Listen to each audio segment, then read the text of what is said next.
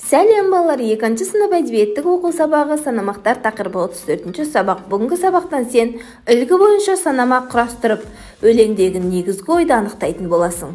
Бірінші тапсырма. Көп нүктенің орнына тиісті сөзді қойып, санамақты оқы. 5 саусақ. Бас бармақ бұл білім. Ардақты ана тілім. Сұқ саусақ мектеп, жетілерсің көктеп. Ортан терек, мұнара, көтерлем, күн ара. Шылдыр шүме, туған жер, ойын сауық құрған жер. Кішкентай, бөбек балапан, кең жазылған алақан.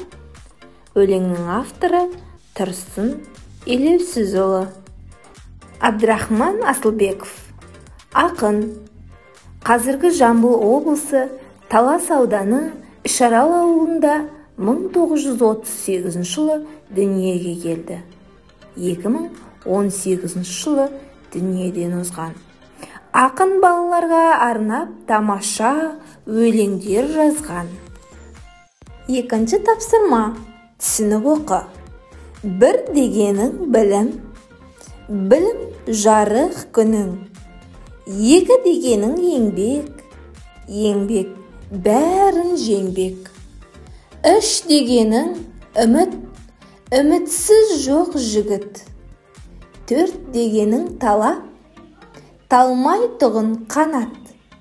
Бес дегенің бірлік, бірліксіз жоқ тірлік. Алты дегенің арман, атар таңың алдан. Жеті дегенің жігер, жетер жерін білер. Сегіз дегенің сенің, сүйенішің сенің. Тоғыз дегенің талғам, тура жолға салған. Он дегенің отан, отанды сүй, ботам.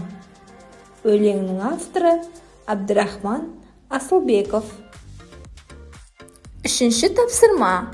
Өлеңнің 6 санына байланысты жолдарын үлгідегідей өзгертіп жаз. Үлгі. Бір дегенім білім, білім жарық күнім.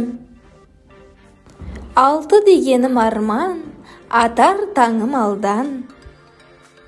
Қорытындыла. 4-ші тапсырма.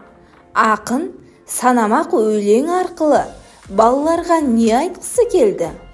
Ақын санамақ өлең арқылы адам бойындағы ең жақсы, ізгі қасиеттерді айтқысы келді. Балалар, өздеріне ұнаған санамақты жаттап алыңдар. Жарайсыңдар балалар, өте жақсы. Бүгінгі сабақ түсінікті болса, видеоға лайк басыңдар және каналға тіркеліңдер.